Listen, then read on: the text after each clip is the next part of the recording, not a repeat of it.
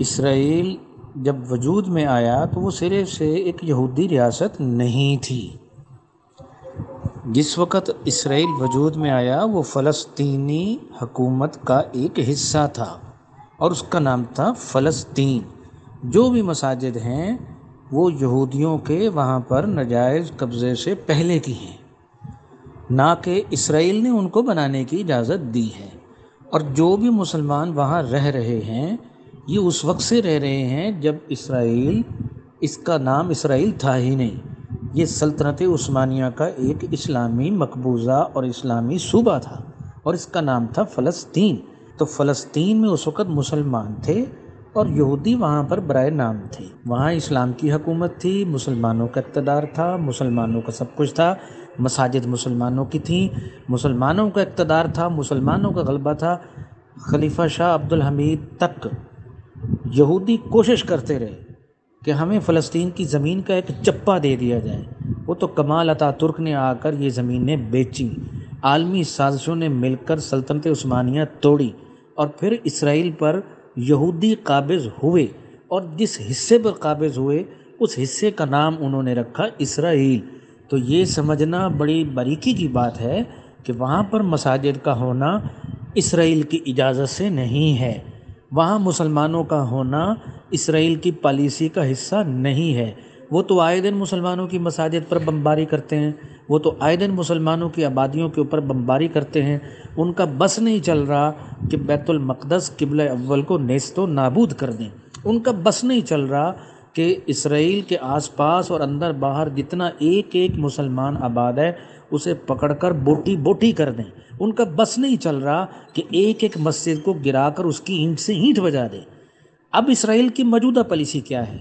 وہ فلسطین جو کبھی اسلام کی ایک سلطنت تھی، اسلام کا ایک علاقہ تھا، ایک اسلامی خطہ تھا، وہاں مسلمانوں کی حکومت تھی، وہاں مسلمان اپنے اقتدار کے ساتھ رہ رہے تھے، اپنی عبادات کو قائم کرتے تھے، عبادت گاہوں کو قائم کرتے تھے، اپنا کلچر، اپنا اسلام، اپنی معاشرت، معیشت سب رکھتے تھے۔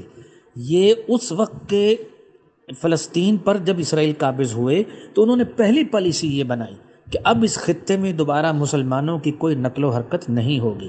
یہ موجودہ بمباریاں، یہ موجودہ جارحیت، یہ بربریت، یہ دہشت گردی، یہ رمضان کے اندر تراویحیں پڑھتے ہوئے مسلمانوں کو گولیوں سے بھوننا، مسجد بیت المقدس اور مسجد اقصیٰ کے صحن میں گولیوں کی تڑتڑاہٹ، کیا اب بھی یہ آج کے عقل کے یہ سارے، میں کیا کہوں، عقل کے دھلے ہوئے ان مفکرین کو کیا کہوں کہ انہیں نظر نہیں آ رہا کہ کیا فلسطین کے اندر اب بھی یہ اسرائیلی کیا وہاں مسلمانوں کو نماز تک پڑھنے دے رہے ہیں؟ وہ مسجدوں میں، ان مسجدوں میں جو کبھی پہلے بنی ہوئی تھی، وہ تو مسجد میں پڑھتے ہوئے نہتے نمازیوں کو گولیوں سے بھون رہے ہیں۔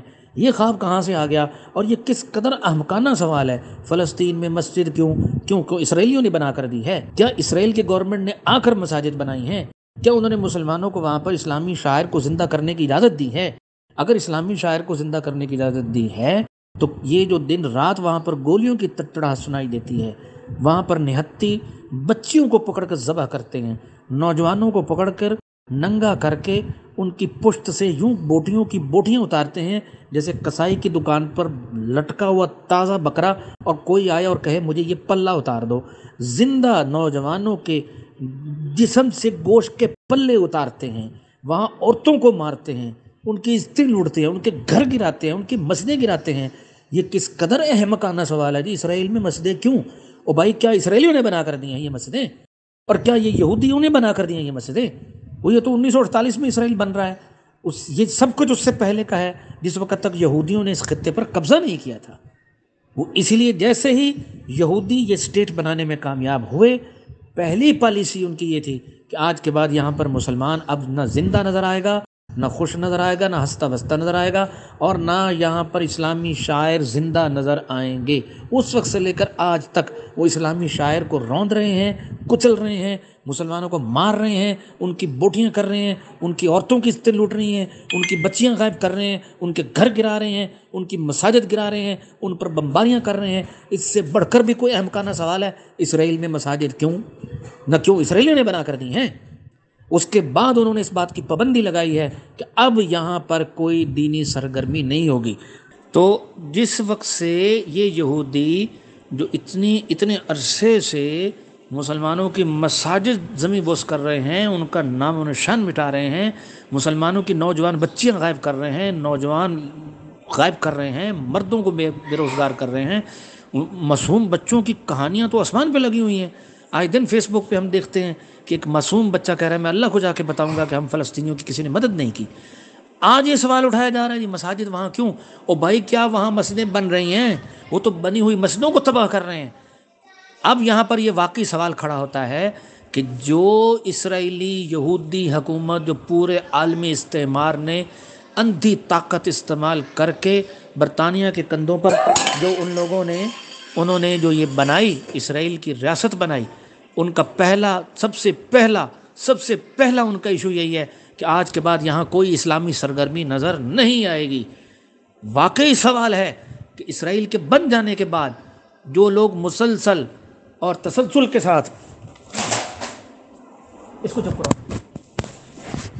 جو اسرائیلی یہودی مسلسل تسلسل کے ساتھ مسلمانوں کو قتل کر رہے ہیں، مساجد گرا رہے ہیں، شاعر اسلام مٹا رہے ہیں، ان کا بس نہیں چلتا کہ قبلہ اول مٹا دیں، ان کا بس نہیں چلتا کہ قبلہ اول کو زمین بوس کر دیں۔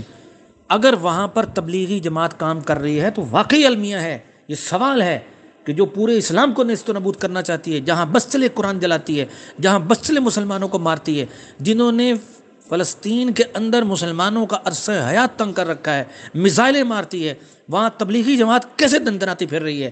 یہ ضرور یہود کے مشن پر کام کر رہی ہے، یہ یہودیوں کی جماعت ہے، ورنہ یہ کیسے ہو سکتا ہے اسی خطے میں مسلمان نوجوان بچیوں کو ذبح تک کیا جاتا ہو، ان کی عصمت دریاں کی جاتی ہوں، ان کے نوجوانوں کی بوٹیاں کی جاتی ہوں، ان کی مساجد کو نیست و نابود کیا جاتا ہو، وہاں یہ منحوس جماعت کام کر رہی ہے۔ سوال کھڑا ہوتا ہے واقعی یہ وہاں کیا کر رہے ہیں؟ بہت اہم کانہ سوال ہے، نہایت جسے کہہ سکتے ہیں عقل سے آری سوال ہے، جیسے کسی نے دنیا کے تناظر میں جائزہ ہی نہیں لیا۔ یہ کسی ایسے شخص کا سوال ہو سکتا ہے جس نے دیکھا ہی نہیں کہ دنیا کس بھاؤ بک رہی ہے، زمینی حقائق کیا ہیں، پیش منظر پر نظر کیا آ رہا ہے۔ یہ سوال کر دینا کتنا آسان ہے جی اسرائیل میں مساجد کیوں اسرائیلی نے بنا کر دی ہیں کیا؟ میرے اس بات کو غور سے دیکھیے گا اور یہ جواب لگائیے، یہ جواب وہاں لگائیے اور سوال کیجیے ان سے، کیوں جی کیا اسرائیل مساجد بنا کر دیتا ہے؟ یہ آج جو مساجد ہیں اسرائیل نے بنا کر دی ہیں، یہ ان کی مرہون منت ہے۔ کیا شاہ عبدالعزیز کا فتویٰ بھول گئے ان سارے مسلمانوں کو جب انہوں نے کہا تھا ہندوستان دارالحرب ہے؟ علماء دوڑے آئے، انہوں نے کہا جی یہ آپ کیا کہہ رہے ہیں، یہاں تو مساجد بھی ہیں، نمازیں بھی ہیں، سب کچھ ہے، جمعے قائم ہوتے ہیں۔ تو شاہ عبدالعزیز صاحب نے کیا فرمایا تھا؟ یہ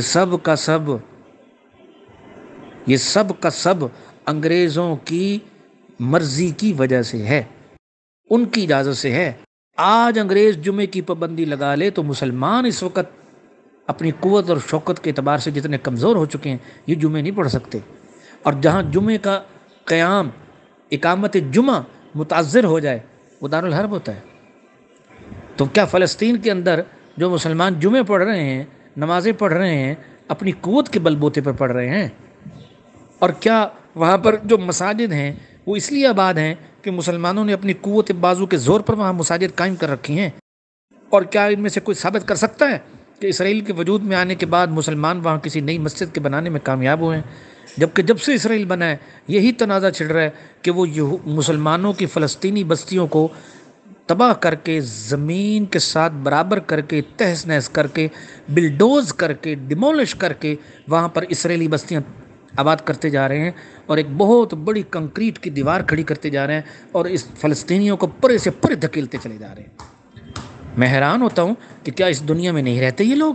کیا انہوں نے ان سب باتوں کو نہیں دیکھا؟ واقعی سوال یہ ہے کہ اتنی بے رحم یہودیت جس نے جب سے وجود میں آئی ہے فلسطین کے مسلمانوں پر عرصہ حیات تنگ کر رکھا ہے، ان کی نئی نسل کے جوان نہیں ملتے، اتنے تو نوجوان گھٹ گئے ہیں وہاں پہ۔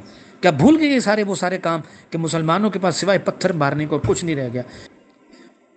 بالکل یہ سوال ہے، بہت سنگین سوال ہے، بڑا اہم سوال ہے، بہت ضروری سوال ہے کہ آخر فلسطین اسرائیل کے اندر یہ تبلیغی جماعت والے کیا کرتے پھر رہے ہیں؟ یہ کون سا اسلام زندہ کرتے پھر رہے ہیں جہاں پر تراویح کی نمازوں میں مسلمانوں کے اوپر سجدے اور قیام اور رکوع کی حالت میں گولیوں سے بھونا جا رہا ہو مسلمانوں کو، وہاں تبلیغی جماعت کون سا اسلام پھیلاتی پھر رہی ہے؟ یہ سوال ہے، اس کا جواب چاہیے۔ یا واقعی یہ تبلیغی جماعت خالص یہودیوں کی ایجنٹ ہے؟ کیا یہ جماعت اسی ایجنڈے پر تو نہیں چل رہی کہ جو غلام احمد قادیانی جو ایجنڈا پورا نہ کر سکا تو خان بہادر رشید الدین خان نے پیسے دے کر مولوی الیاس کو کہا کہ یہ مشن اب تم مکمل کرو، بس نبوت کا دعویٰ نہیں کرنا، نہیں تو قادیانی کی طرح پٹ جاؤ گے۔ جہاد کے خلاف امت پیدا کرنی ہے، مسلمانوں کو بزدل کرنا ہے، ان کے اندر کی ایمانی حرارت کو مارنا ہے، ان کے اندر کے ایمانی جوش کو ختم کرنا ہے، ان کے اندر سے اس غیرت کو ختم کرنا ہے کہ مسلمانوں کو بھی برسر اقتدار ہونا چاہیے، ان کے اندر سے اس حمیت کو ختم کرنا ہے کہ دنیا میں کہیں مسلمانوں پر ظلم ہو تمہارا کام نہیں بولنا، تم چپ کر کے بیٹھے رہو، ایک تسبیح ہاتھ میں پکڑو، یہ میرے گناہوں کی پھٹکار ہے کہ مسلمانوں کو مارا جا رہا ہے۔ یہ پلید خیالات، یہ نجس عقائد مولوی الیاس کے ہاتھوں پوری امت کو دیے گئے قادیانی مشن کے تکمیل کے لیے۔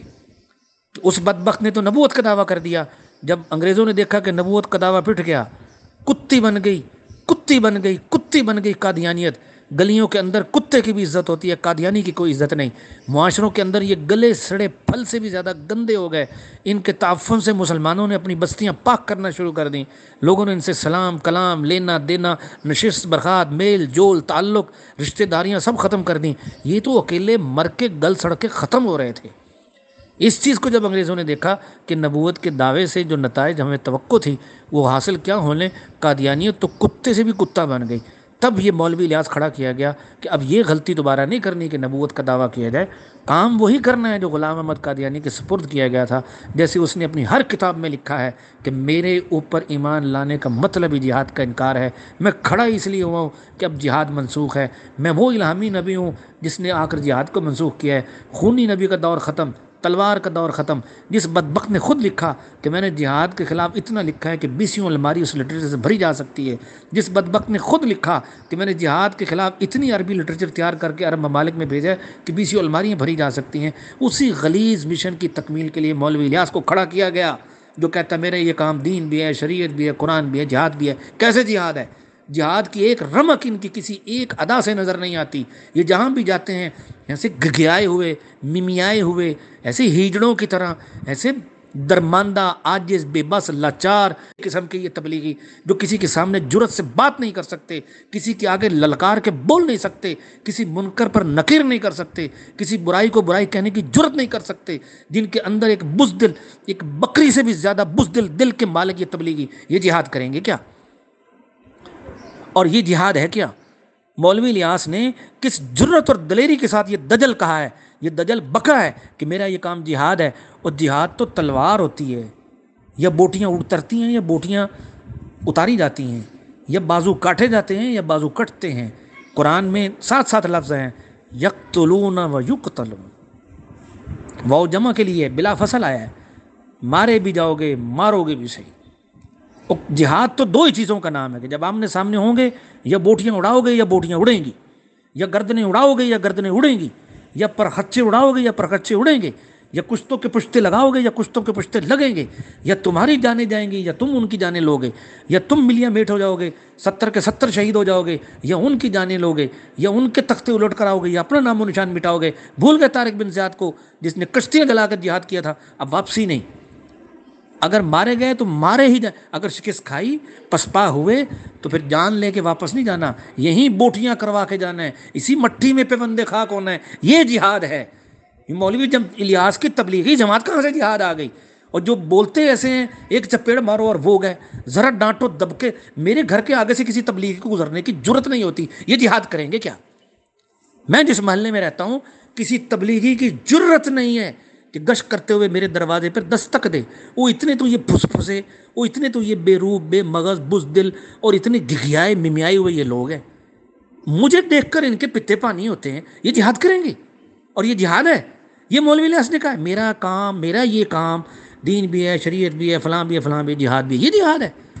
اور جہاد تو وہ ہوتا ہے کہ تلواریں دیکھ کر کافر کا پتا پانی ہو جائے اور وہ سوچ میں پڑ جائیں کہ مسلمان جس غیظ اور غضب کے ساتھ آگے آ رہے ہیں۔ پڑھیے ابن عبد الحکم نے فتوح مصر میں کیا لکھا ہے، تو حضرت عبادہ بن صامت تو سامنے بیٹھے ہوئے یمن کے اور مصر کے جو بادشاہ قلعے کی فصیلوں سے دیکھتے تھے، وہ کہتے تھے ہم نے ایسا شہ سوار نہیں دیکھا، ایسا گھڑ سوار نہیں دیکھا، ایسا حملہ آور نہیں دیکھا، ایسا جست لگانے والا نہیں دیکھا۔ کہاں گئے وہ قصے کہ جناب ایک صحابی کہتے ہیں مجھے اٹھا کے ان کی فصیل کے اندر پھینک مارو، میں اکیلا ان کو کاٹتا ہوا جا کے دروازہ کھولتا ہوں۔ اور جہاد تو یہ ہوتا ہے۔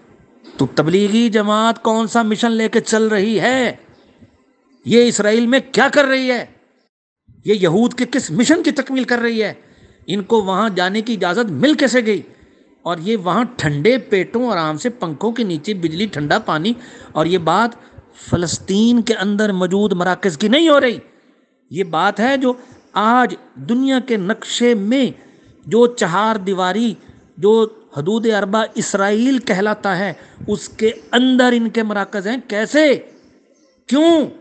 کس مشن کی تکمیل کے لیے؟ قادیانیت کے باقی بچے ہوئے مشن کی تکمیل کے لیے۔ یہ سوال ہے، بہت بڑا سوال ہے۔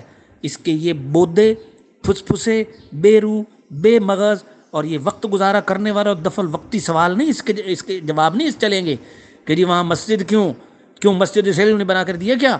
آئیے زمینی حقائق دیکھتے ہیں، نکالیے، تلاش کیجیے، کیا اسرائیل نے اپنے اس مملکت کے وجود میں آنے کے بعد وہاں اندر رہنے والے کسی مسلمان کو کبھی مسجد بنانے کی اجازت دی ہے؟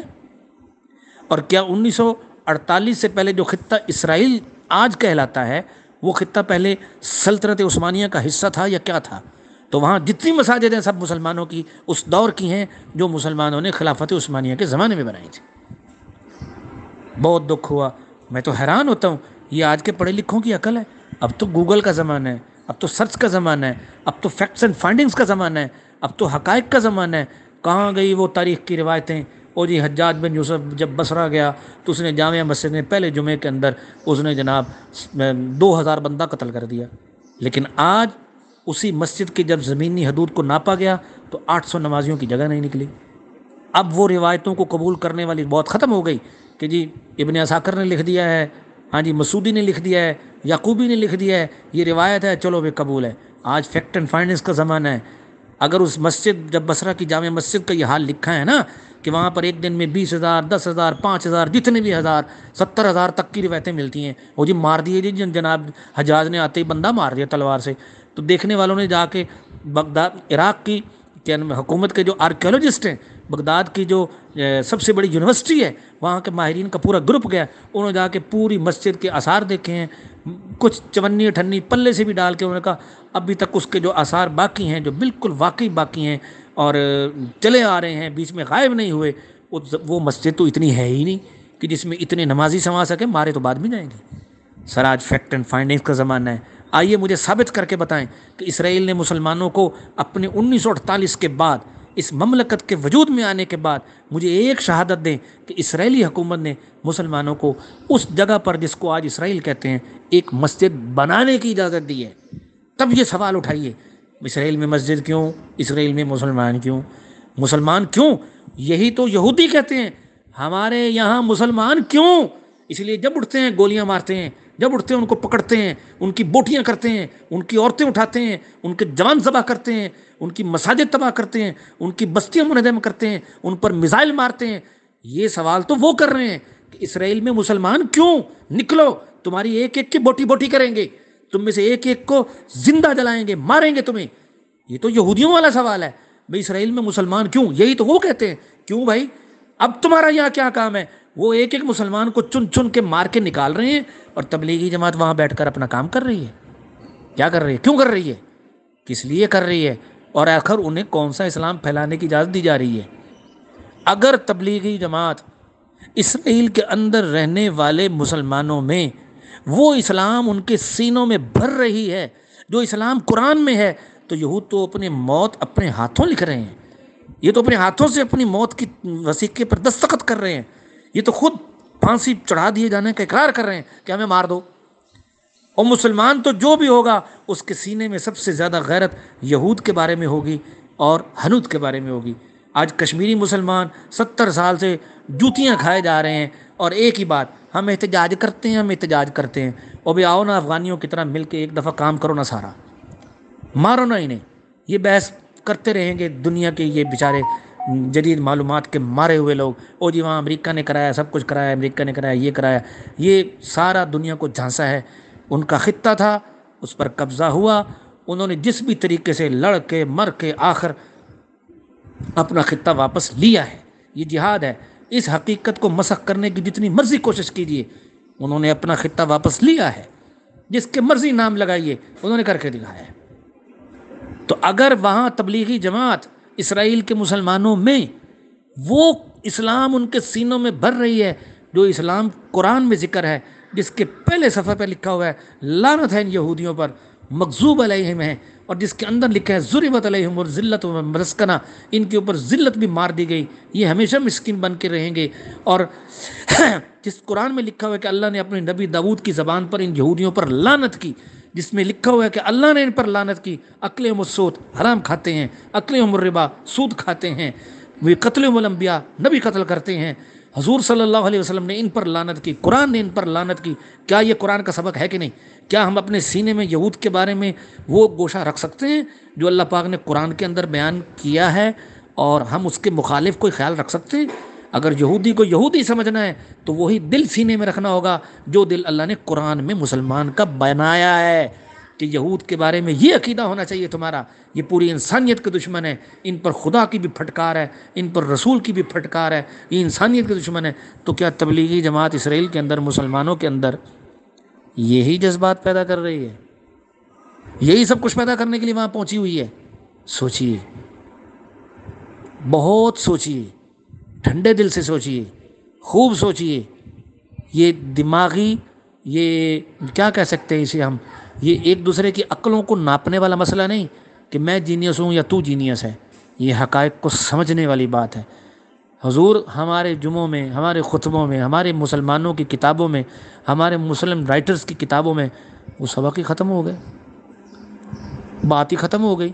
ایک ایریل ہمارے ہاں بک بک کے مر رہا ہے، 2 ٹکے کے کرکٹر اٹھ کے ایریل کے صرف کو پورے پاکستان کے اندر پھیلاتے پھر رہے ہیں، اور آج تک ایک مسلمان سوچنے کے لیے تیار نہیں۔ یہ ایرل شرون یہودی کا برانڈ ہے، اور ہمارے مسلمان تو اتنے بغیرت اور دلے ہو چکے ہیں کہ 4 ٹکے لے کر یہودی برانڈ کی بیٹھ کر ایڈ بناتے ہیں، اس پر پیسے کھاتے ہیں۔ اس بغیرتی کے ماحول میں کون ان غیرت کی باتوں کو سمجھے گا؟ ہماری عقلیں معاف ہو چکی ہیں۔ غیرت پیدا کیجیے، یہ ایک دوسرے کی عقلیں ناپنے والا مسئلہ نہیں، سینے میں حمیت اور غیرت پیدا کرنے والا مسئلہ ہے۔ میری گزارش ہے، تمام سامعین سے گزارش ہے، اس مسئلے کو ایمانی حمیت اور غیرت کے آئینے میں دیکھیے۔ مولوی الیاس دجال کی باتوں میں مت آئیے، وہ تو قادیانی غلام احمد کا چھوٹا بھائی تھا، اس نے تو قادیانیت کے اس مشن کی تکمیل کی ہے کہ میں تو نبی بن کے پھنس گیا، تو نہ پھنسیو اس کام میں، بس سیدھا سیدھا۔ پھر بات وہاں تک پہنچی، مولوی الیاس کی زبان پھسلتی تھی، اس کے ملفوظات پھسلتے تھے، وہ نہ چاہتے ہوئے بھی اپنا دامن بچا بچا کے چلتے ہوئے بھی کہیں نہ کہیں اپنا دامن الجھا بیٹھتا تھا۔ اسی لیے تو اس کے سامعین نے بالآخر دارالعلوم دیوبند سے استفتاء کیا کہ جی کیا ہم ان کو الہامی نبی مان سکتے ہیں؟ مجھے آپ بتائیے، عطا اللہ شاہ بخاری اپنے وقت کا سحر، بہت ہی سحر انگیز خطیب، مجمع کو فجر کی اذانوں تک جکڑ کے رکھنے والا، کسی ایک کی آنکھ میں نیند کا ایک ذرہ نہیں ہوتا تھا، کسی ایک کی آنکھ میں نیند کا ذرہ نہیں ہوتا تھا۔ اس خطیب کو بھی آج تک کسی کو یہ وہم ہوا یہ تو پیغمبر لگتا ہے، اور کسی نے اس کے بارے میں بھی فتویٰ پوچھا کہ جی کیا ہم عطا اللہ شاہ بیانی جیسے، عطا اللہ شاہ بخاری جیسے سحر انگیز خطیب، شعلہ بیان خطیب اور ایسا خطیب اس کو نبی مان سکتے ہیں؟ اور کیا شیخ الہند کو بھی کسی نے نبی ماننے کا وسوسہ ہوا؟ اور کیا مولوی گنگوہی کو بھی کسی کو وسوسہ ہوا یار یہ تو اتنا بڑا فقیہ ہے، یہ تو چھوٹا سا پیغمبر لگتا ہے؟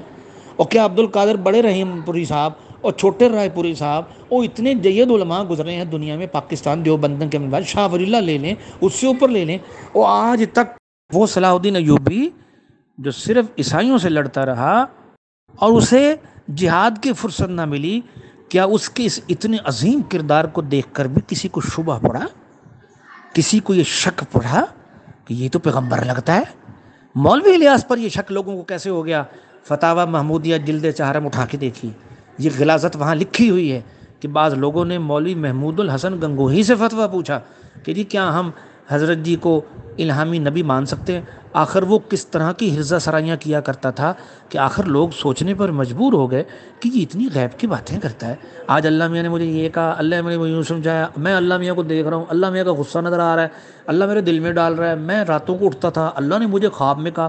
اور بھائی اتنی تو ہڑبونگے مارتا تھا نا کہ لوگ یہ سمجھنے پر سوچنے پر مجبور ہو گئے کہ اس کا تو اللہ سے کوئی ڈائریکٹ کنیکشن مل گیا ہے بھائی صاحب. اب یہ اللہ تعالیٰ سے اس کی لائن سیٹ ہو گئی ہے, اس لیے اب یا تو سیدھا سیدھا اسے نبی مان لیتے ہیں یا پھر پتہ کر لیتے ہیں کہ نبی ماننے کی اگر گنجائش نکلتی ہے تو بسم اللہ. تو انہوں نے یہ فتویٰ کیوں پوچھا کہ مولوی الیاس بچتے بچتے بھی قادیانیوں والی باتیں کر جایا کرتا تھا. آخر لوگ یہ مسئلہ پوچھنے پر مجبور ہو گئے. جب ایک آدمی بار بار یہ بات کرے گا, اللہ نے میرے دل میں ڈالی, اللہ نے میرے دل میں یہ ڈالا, میں اللہ کو دیکھ رہا ہوں, اللہ نے میرے خواب میں آیا, اللہ مجھے اشارے کر رہا ہے, اللہ مجھے نیند نہیں سونے نہیں دے رہا, اور جناب اپنے شاگردوں کو کہہ رہا ہے اچھی طرح سر کی مالش کرنا تاکہ مجھے گہری نیند آئے, مجھے اللہ میاں سے باتیں کرنی ہیں. تو جو بار بار یہ کہہ رہا ہے کہ میرے اللہ پاک سے براہ راست کچھ روابط قائم ہو چکے ہیں, تو کیوں نہ لوگ اس کی اس بات پر پھر سوچنے پر مجبور ہو جائیں کہ لگتا ہے میاں جی یہ کوئی نیا چھوٹا موٹا پروفٹ بننے کے چکر میں ہے. اس لیے لوگوں نے پھر فتویٰ پوچھ لیا, بھائی کوئی گنجائش نکلتی ہے تو بسم اللہ بھیا, دیر کاہے کی, وہ بننے کو تیار ہے, اگر گنجائش نکلتی ہے تو ہم ماننے کو تیار ہیں. تو انگریزوں نے اس کے ذمے جس کے ذریعے بھی کام لگوایا, احتیاط بڑی اس کے ہاتھ میں تھمائی کہ غلام احمد قادیانی والی غلطی نہ کرنا, نبی نہ بننا. لیکن کام ہی ایسا ملا تھا تو نہ چاہتے ہوئے بھی کہیں نہ کہیں ہڑبونگے چولا مار جاتا سی, اور پھر کہیں نہ کہیں یکڑ مار جاتا تھا کہ اللہ میاں آج مجھے خواب میں آئے, مجھے یہ کہہ گئے, آج اللہ میاں نے میرے دل میں یہ ڈالا, مجھے اللہ میاں یوں نظر آ رہے ہیں, اللہ میاں مجھے یوں نظر آ رہے ہیں. میں تو اس کا ملفوظ پڑھ کے حیران ہو گیا. میں دیکھ رہا ہوں اللہ میاں بڑے غصے میں. سوال یہ پیدا ہوتا تو نے اللہ کو زمین پہ بیٹھ کے کیسے دیکھ لیا بھیا؟ وہ کیسے دیکھ لیا تو نے اللہ کو؟ 7 آسمان سے اوپر اللہ بیٹھا ہے, اور اللہ تو فرماتے ہیں لا تدرک الابصار, اس نے کیسے دیکھ لیا اللہ کو؟ تو جب ایک بندہ جو بھی کہیں اتنے دھڑلے سے کہے میں اللہ میاں کو دیکھ رہا ہوں, وہ غصے میں, ہنسی میں, خوشی میں, وہ باتیں الگ ہیں. جو کہہ رہا ہے میں دیکھ رہا ہوں, تو لوگ اگر پوچھ بھی بیٹھیں کہ بھائی صاحب یہ تو ہمیں پیغمبر لگتا ہے, حرج کیا ہے؟ جب ایک بندہ ضد لگائے بیٹھا ہے کہ میرے اللہ میاں سے کچھ کنیکشنز ہیں, تو کوئی پوچھ لے تو گناہ کیا ہے؟ تو اس کے ذمے کام یہی لگا تھا کہ بس غلام احمد قادیانی والی غلطی مت کرنا, نبی بن کے نہ دکھانا, باقی مشن وہی ہے کہ جہاد کوئی نہیں. اسی لیے اس کے ملفوظات میں ملتا ہے بھئی جب تک ہم ایمان نہیں بنائیں گے جہاد نہیں بنے گا. وہ آج کل تو یہ بات چل پڑی ہے, حضور جیسے ہی مدینے میں گئے جماعتیں بنا کے بھیجیں. کیا مجھے اس قول کی دلیل مل سکتی ہے؟ جماعتیں بنانا, مجھے اس کا مصداق سمجھایا جا سکتا ہے؟ اس کا کیا مطلب ہے؟ کیا فقہا نے 2 ہی لفظ لکھے ہیں, مورخین نے, اصحاب مغازی اور سیر نے, یا غزوہ یا سریہ. یہ جماعتیں کہاں سے آ گئیں؟ انہوں نے 2 ہی لفظ لکھے ہیں کہ رسول خدا صلی اللہ علیہ وسلم کی حیات مبارکہ میں یا غزوہ ہوتا تھا یا سریہ ہوتا تھا. یہ تیسرا لفظ جماعتیں, یہ کہاں سے نکل آیا؟ آج انڈیا کا ایک ایک مولوی ممبر پر بیٹھ کر یہ کفر بک رہا ہے, یہ کفر بک رہا ہے, یہ دجل بک رہا ہے. ادھر رائیونڈ کے مولوی خورشید گجرانوالہ میں جا کر یہ بکواس کر کے آ گیا کہ حضور جب گئے مدینہ گئے تو جماعتیں بنا کے نکالیں. اور بھائی آپ مجھے پوری سیرت کی کتابوں میں, سیاہ ستہ کی کتابوں میں, مغازی کی کتابوں میں, سیر کی کتابوں میں مجھے دکھا دیں کہ حضور جب مدینہ تشریف لے گئے تو آپ نے غزوہ اور سریہ کے علاوہ جماعت بازی بھی کی ہے. اور یہ جماعت تو صرف جہاد انکار کے لیے انکار جہاد کے لیے پیدا ہوئی ہے. اس جماعت کو کھڑا اس لیے کیا گیا ہے کہ جہاد مسلمانوں کے سینے سے کھرس کے نکال دو. بالکل جس طرح کسی کو کینسر ہو جاتا ہے تو آپریشن کرنے والے کیا کہتے ہیں کہ جی جڑ والا وہ ہے اندر, وہ کینسر کا جرثومہ جڑ والا ہے, اس کو جڑ سے نکالنا پڑے گا. تو جڑ سے نکال رہے ہیں, مسلمان کو سمجھا رہے ہیں جہاد کی نوبت تیری زندگی میں آنی ہی نہیں. ہاں اچھا, اب جو واقعی جہاد کرنا چاہتے ہیں ان کا کیا کرنا ہے؟ انہیں مہدی کے پیچھے لگا دیا, مہدی آنے والا ہے, مہدی آنے والا ہے, مہدی آنے والا ہے, مہدی آنے والا ہے, مہدی مہدی مہدی مہدی. میں رائے ونڈ کے اندر پڑھائی کے زمانے میں اتنا مہدی سنا ہے, بالآخر مشکات شریف کے سبق میں میں نے مولوی احسان صاحب سے سامنے کھڑے ہو کر سوال کیا. 54 لڑکوں کی ہماری جماعت تھی, رائے ونڈ کے اندر سوال کیا پڑھتے ہوئے سوال کیا، مولوی صاحب سے سوال کیا، جی ہم یہ سنتے رہتے ہیں جی مہدی آ رہا ہے مہدی آ رہا ہے، کیا واقعی آ رہا ہے؟ آگے سے استاد جی فرماتے ہیں سنا تو ہے۔ میں نے کہا اچھا جی پھر اگر کوئی ہم سے پوچھے تو ہم کیا کہیں؟ کیا تم کہہ دینا رواہ مسلمون۔ اتنے تو ہمیں دجل سکھائے جاتے تھے، پڑھائے جاتے تھے، سمجھائے جاتے تھے کہ کہہ دینا رواہ مسلمون۔ رواہ مسلمون شریعت اسلام کا وہ مستند ترین جملہ ہے جس کا مطلب ہوتا ہے صحیح مسلم کی روایت۔ جب بھی کسی بات کے انتہائی مستند ہونے کو بیان کرنا ہو تو کہا جاتا ہے رواہ مسلمون، اور یہ ہمیں لفظی ہیر پھیر سکھا رہا ہے دجالوں کی طرح۔ وہ تدلیس بھی اس کے آگے پانی بھرتی نظر آئے، بڑے بڑے دجال بھی پانی بھرتے ہیں، ہمیں کیا سمجھا رہا ہے؟ کہہ دینا رواہ مسلمون، کہ سننے والا سمجھے گا مسلم کی روایت میں آتا ہے، اور مطلب کیا ہے؟ ایک مسلمان نے بیان کیا ہے۔ وہ ایسے ایسے دجل تو ہمیں سکھائے گئے۔ اب یہ کیوں سکھائے گئے؟ بھی جہاد تو کرنا نہیں، لیکن لوگ تو سنتے ہیں متوں سے جہاد کی باتیں۔ آخر 14 صدیاں اسلام کی جہاد کے ذکروں سے لبریز ہیں، کتابیں جہاد کے ذکروں سے معمور ہیں، اور ابھی گنتی کے چند دن پہلے شاملی کا میدان، 1857 کی جنگ آزادی، 1777 75 74 کے میدان، فلاں پانی پت کے میدان، احمد شاہ درانی، احمد شاہ ابدالی، سلطان محمود غزنوی، بچہ آج بھی جانتا ہے ان ساری باتوں کو۔ تو کسی کے ذہن میں سوال تو اٹھ سکتا ہے نا کہ اسلام کی تاریخ تو جہاد کے تذکروں سے بھری پڑی ہے، تو جہاد کا کیا کرنا ہے بھائی؟ اگر تم نے ہمیں ایمانو میٹر کے پیچھے لگا دیا ہے، ایمان بنے گا تو جہاد ہوگا، تو یہ جو پورا اسلام جہاد کے تذکروں سے بھرا پڑا ہے، اور پوری سورہ احزاب، یہ پوری سورہ انفال، یہ پوری سورہ توبہ، آخر مسلمان قرآن سے اتنے دور نہیں کیے جا سکتے؟ لوگ پڑھتے ہوں گے۔ تو اس سوال کا جواب دینے کے لیے انہوں نے کیا نیا شیطانی حربہ نکالا؟ وہ مہدی آ رہے ہیں، فکر نہ کرو۔ اور مجھے ایک آدمی نے کہا جب مہدی آئے گا نا، یہی تبلیغی جماعت والے اس کے ساتھ چل کے اور اس کے جتھا بن کے پوری دنیا کے اندر گشت کریں گے۔ میں کہ مہدی گشت کرنے آئے گا؟ اور مہدی تو دجال سے لڑنے آئے گا، اس سے پہلے دجال نگل چکا ہوگا اور پوری دنیا میں کوہرام مچا چکا ہوگا۔ تم کیا سمجھتے ہو اس وقت تمہارے مراکز باقی ہوں گے؟ تبلیغی جماعت گشتیں کر رہی ہوگی، اور مہدی جو ظاہر ہوں گے وہ تو جہاد سے، دجال سے لڑنے کے لیے ظاہر ہوں گے، اور دجال سے ہی تو لڑنے کے لیے مہدی آئیں گے۔ پھر معصور ہو جائیں گے تو جناب عیسیٰ اتریں گے۔ میں کہ تمہارا کیا خیال ہے اس وقت تمہاری جماعتیں بن کے نکلیں گی؟ رائے ونڈ سے سال کی جماعت، 7 مہینے کی جماعت، 4 مہینے کی جماعت، چلے کی جماعت، سروزہ، گشت، یہ سب کچھ ہوگا۔ اس وقت تو پوری دنیا میں کوہرام مچا ہوگا، بندہ ایمان کی فکر میں ہوگا۔ ایسے جناب آئے گا دجال، پوری دنیا اتھل پتھل ہو جائے گی، ساتھ ہی ظہور مہدی، ساتھ ہی نزول عیسیٰ، ساتھ ہی جناب یاجوج ماجوج کا خروج، ساتھ ہی دعوت اور اور میں کہا بدبختوں، لانتیوں، منحوسوں، خبیثوں، اور تمہیں کس نے کہا اس وقت تمہاری تبلیغی جماعت کی چلت پھرت کے لیے بھی 4-5 دن بیچ میں سے نکل آئیں گے دجالوں؟